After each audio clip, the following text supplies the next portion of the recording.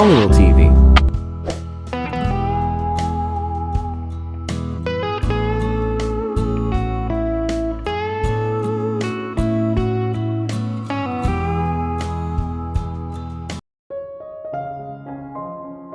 Matapos masiguradong komportable si Grace sa kwarto niya, pumunta ako sa kwarto ko. Alam kong hinihintay ako ni Jade doon. Pero bago ako nakarating sa kwarto ko, huminto ako sa pinto niya. Kahit iisa lang ang kwarto namin, pagkatapos niyang mawala, nagpa siya akong ilipat ang kanyang mga gamit sa kwartong pinakamamahal niya sa mansion. Sinabi rin sa akin ni Jade na makakatulong ito sa akin psychologically na paraan kung hindi ko masyadong nakikita ang kanyang mga bagay sa lahat ng oras. Palagi kong nililinis ang partikular na silid na ito sa aking sarili. Naramdaman kong mas malapit ako sa kanya. Sana nandito ka pa, Kat. I miss you so much. Bulong ko sa sarili ko, hinawakan ang pinto at malungkot na naglakad palayo. Hinimas ko ang aking templo. Naninikip ang ulo ko. Kailangan ko ng maraming tulog kung kailangan kong maglakbay pabalik sa Italy bukas ng umaga. Oo, ayokong mag-alala masyado si Grace. At mas mabuti kong dalhin ko ang kanyang daughter ng mas maaga, at paalisin sila sa akin kung saan sila ay ligtas. Pumasok ako sa kwarto at nakita ko si Jade na nakahiga sa kama ko. Nakarobe siya at alam kong wala sa ilalim. Pero wala ako sa mood. Napakabilis mong umalis at dumating nang hindi nagpapaalam. Nag-alala ako sa iyo but then, I know you're strong enough. Anya, na nauupos na may bakas ng sexual na pagnanasa sa kanyang boses. Pero ang hindi ko maintindihan ay kung bakit mo dinala rito ang mommy ni Irish. People can't find out about this place. It's not safe. Hindi nakakatulong sa akin ang mataas niyang boses. The only reason why I'm gonna have this conversation right now ay dahil aalis ako papuntang Italy bukas ng umaga. Excuse me, hindi makapaniwalang sabi niya. Napa-facepalm ako. Jade, I need to go bring Irish back so she'll be with her mom, and both can leave the country immediately. Look here, I'm super tired right now and I'm gonna be pissed if you keep talking. Well, you have to make love to me now kung maglalakbay ka bukas. She deadpanned. Nanlaki ang mata ko. Hell no, I can't and I'm tired. Naglakad siya palapit sa kama at hinubad ang robe, tumalikod ako. Kinailangan ko talagang pigilan ang whole friends with benefits. Hindi ito makatarungan sa alinman sa amin at lalo na kay Katrina. Kailangan ko ng pahinga. Mahinahong sabi ko sa kanya at pumikit, sobrang sakit ng ulo ko. It's about that stupid blonde, right? I know it's about her. You've always have a thing for blondes. Dapat kanina ko pa nahulaan. Ngayon ayaw mo na akong hawakan. Galit na sabi niya at bumangon sa kama. Sinilip ko ang isang mata ko. I have no idea about what you are saying but you sure sound jealous. Like we're an item or something. If I remember clearly, you wanted me to go after that stupid blonde, so what's all this fuss about? You know what? Pagod na ako. Good night. She was furious. I knew that but seriously, it's about time na itigil na namin ang lahat ng ito.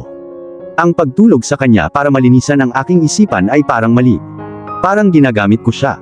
Kinuha ko ang phone ko, at dinial ang number ni Marcus. Kahit halos 1 AM na, wala akong pakialam. Sumagot siya sa pang-apat na ring. Ihanda mo ang jet ng 9 AM, aalis tayo papuntang Italy, sabi ko at ibinaba ang tawag. Kung aalis ako ng 9 AM, aabot ako ng 9 PM sa oras nila. Sa kaibuturan ko, sa isang madilim na sulok ng aking puso, na hindi ko alam na buhay pa, namiss ko ang maliit na batang babae na may asul na mata. At makikita ko siya sa loob ng ilang oras. Kailangan kong ibalik siya sa kanyang ina. Sa kabilang banda, si Irish.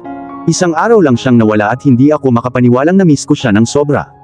Paano posible na mamiss ang isang pinuno ng mafia? Ang mamiss ang isang taong pumatay ng mga tao tulad ng mga langgam, isang taong malinaw na nagdala sa akin sa ganitong magulong sitwasyon. Hindi ko talaga alam kung bakit ko siya namiss pero ginawa ko lang. Napansin ni Ana kung gaano kalungkot ang bahay at nagpalipas ng gabi sa akin. Pinayagan pa niya akong mag-grocery kasama niya nang sabihin ko sa kanya na natatakot ako sa mga mukhang gutom na gwardya. Kahapon, tinulungan ko siyang maglinis ng bahay. Ipinakita niya sa akin ang lahat ng sulok ng bahay maliban sa partikular na silid na ito na aniya ay personal at sagrado at labas sa aking mga limitasyon. Well, alam naman ng lahat kung gaano ako ka-curious. This particular night, hindi raw siya makatulog dito dahil masama ang pakiramdam ng kanyang ama. Ngayong wala siya rito, kakaibang walang laman ng bahay. Natakot ako nung una dahil sobrang laki lang ng bahay but then, I let my curiosity get the best of me. Baka makakuha pa ako ng pagkakataon na malaman kung ano ang nasa silid na iyon bago dumating si Ana. O kahit ang boss ko, na pinaghihinalaan kung hindi nababalik sa lalong madaling panahon. Naglakad ako papunta sa pinto at huminga ng malalim bago sinubukan ang handles. Get out of here, Irish. What's in the other side of this room is none of your business. Hindi ko pinansin ang inner girl ko, at sinubukan ko ulit ang pinto pero hindi ito bumukas.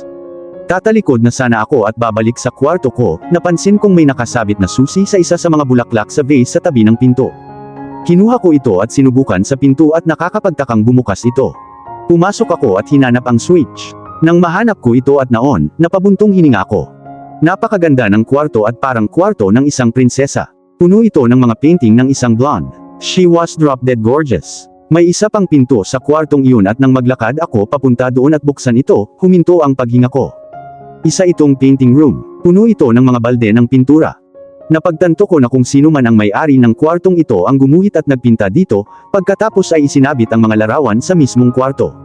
Bumalik ako sa kwarto at tumingin sa kisame, nakaawang ang bibig ko nang mapansin kong may painting kung sino man ang babaeng ito, doon mismo.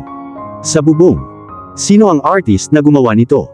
Hindi pa ako nakakita ng ganito kaganda. May picture pa nga ng babaeng malaki ang tiyan, parang 7 months pregnant or so, may hawak siyang rose gamit ang kaliwang kamay habang nasa tummy ang kanang kamay. Lumipat ako sa isang painting na nakakuha ng atensyon ko, at hinawakan ito para maramdaman ang material. Mayaman, tulad ng inaasahan ko. Tapos may nakita ako sa ilalim. Ito ay isang pangalan. No, a sentence. My beautiful Katrina, love, Alex. Nanlaki ang mata ko sa realisasyon. Kinailangan kong umalis dito. Kwarto iyon ni Katrina. Pero nang tumalikod na ako para umalis, halos mahimatay ako sa takot. Walang ibang tao sa harap ko kundi ang boss mismo. Ang kanyang mga mata ay kasing dilim ng gabi at kitang-kita ang ugat sa kanyang noo. Mukhang mapapatay niya ako. Mabagal siyang humakbang patungo sa akin, mas lalong lumalala ang pagsimangot sa mukha niya. Patuloy akong gumagalaw sa likuran hanggang sa dumampi ang likod ko sa mundo. Napalunok ako. Baka ito na ang huling araw ko sa mundo. Hindi ako makapag-isip ng maayos o makabuo man lang ng pangungusap. Bago ko pa malaman kung ano ang nangyayari, hinawakan niya ang kanyang mga kamay sa aking leeg, napakahigpit. Nauubusan na ako ng hininga at patuloy na umuubo. I'm so sorry? Nauubo na ako. Please, let me go, you're choking me. Huminto na ang paghinga ko at nang malaman kong para sa akin iyon, binitawan niya ako at umatras ng isang hakbang. Bipolar masyado, ha? Dahan-dahang bumukas ang mga mata ko, at nagsimula akong magpanik habang bumabaon sa aking isipan ang mga alaala ng kahapon. Paano kung patay na ako? Kinurot ko ang sarili ko at nang makumpirma ko ang sakit ay nagpakawala ako ng malalim na hininga.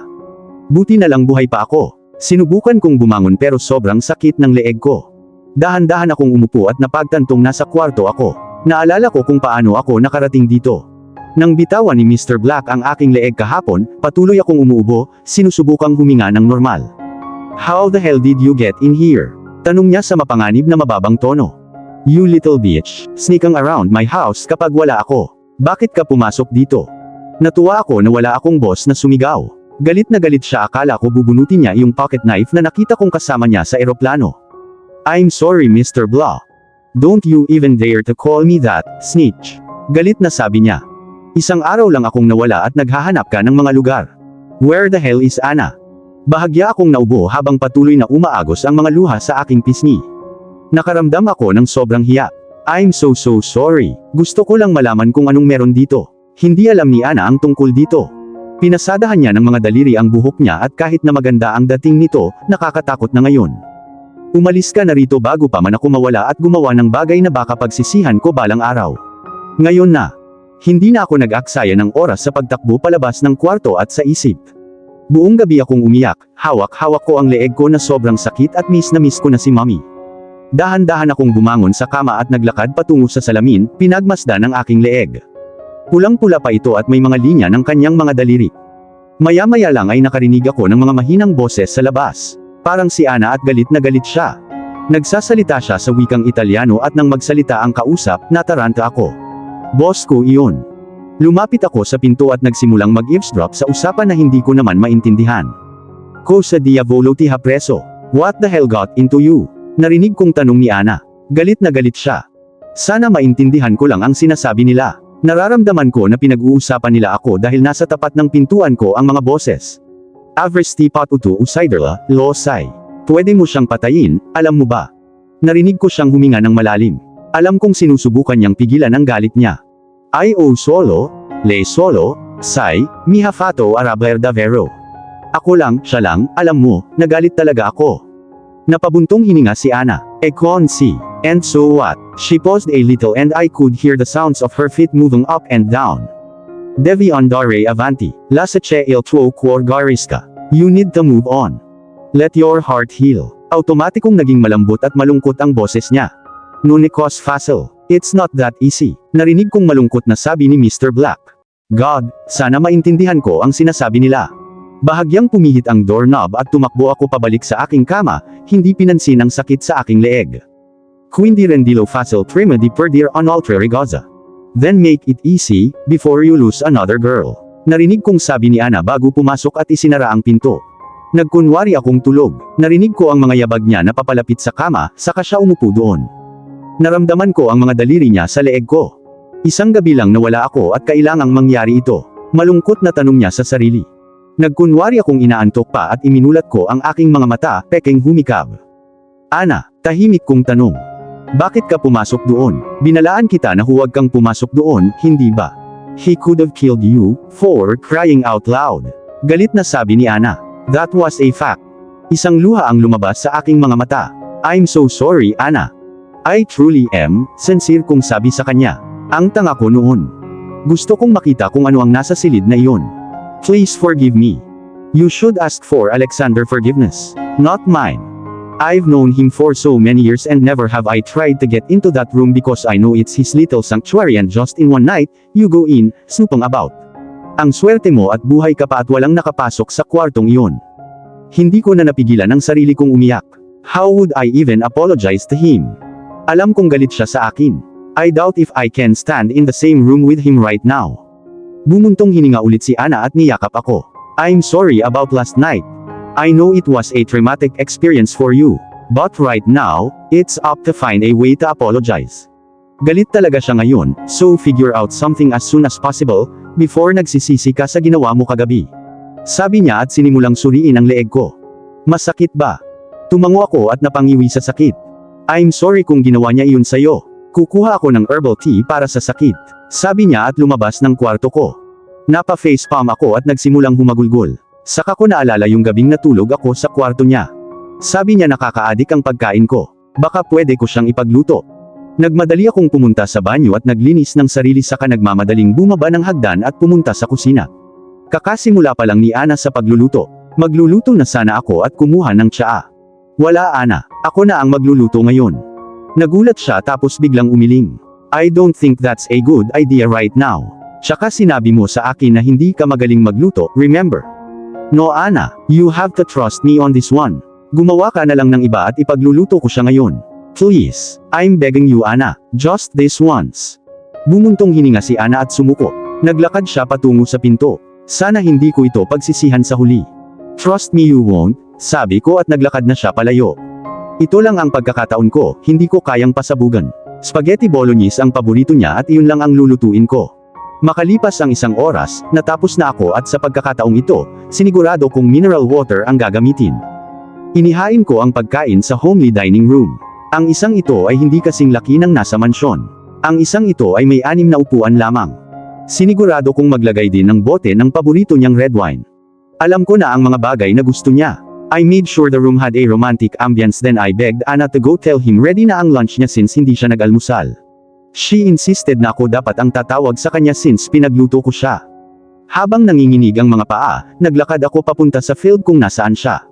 Nakatayo lang siya doon, diretsyong nakatingin sa harapan. Nakasuot siya ng itim na t-shirt at itim na shorts. Tamang-tama ito sa kanya. Ginawa siyang parang model. Hinangaan ko ang kanyang pangangatawan mula sa likuran. Ang lalaki ay biniyayaan ng gayong kagwapuhan. Mukha kasing nag-iisip siya ng husto. Lumapit ako sa kanya pero nanatili sa isang responsableng distansya. Sir, natigilan ako. Hindi ko kayang tawagin siyang Mr. Black ngayon. Hindi siya sumagot, hindi rin siya lumingon. Ipinagluto kita ng lunch. Ito ay lumabas na parang tanong. Hindi ako sigurado kung ano ang sasabihin. Alam kong galit ka sa akin and I deserved what you did to me last night. I'm so sorry sir. I really am. I know you hate me so much for going in there, just please forgive me. Hindi pa rin siya lumingon. Sumakit ang puso ko. Naramdaman ko ang pagtubig ng mga mata ko. Bago ko pa mapigilan ang sarili ko sa gagawin ko, lumapit ako sa kanya at niyakap siya mula sa likod, tumulo ang mga luha ko. Masasabi kong hindi niya inaasahan iyon dahil natigilan siya. I'm really sorry sir. Gagawin ko ang lahat para hindi mo ako kamuhian, humihikbi ako. Nagilty ako dahil espesyal sa kanya ang kwartong iyon. Kwarto iyon ni Katrina. Ang mga kamay ko ay nasa dibdib niya, at ang mukha ko sa likod niya. Hinawakan niya ang mga kamay ko, at dahan-dahang lumingon, humarap sa akin at hinawakan ang mukha ko. Tinignan niyang mabuti ang leeg ko, at bumuntong hininga. Hindi ko mabasa ang mensahe sa kanyang mga mata. I'm trying so fucking hard to forgive you, to let what you did slide, but you went way out of your limits this time around. Sabi niya at nagsimulang maglakad palayo, papunta sa field. Ano bang nagawa ko? Ang mga luha ko ay hindi na napigilan. Kainin mo man lang ang ginawa kong pagkain. Please, malungkot kong pakiusap. At dito na po, nagtatapos ang part 40 ng ating kwento. Sabay-sabay po nating abangan ang susunod na kabanata. Maraming salamat po. God bless and stay safe.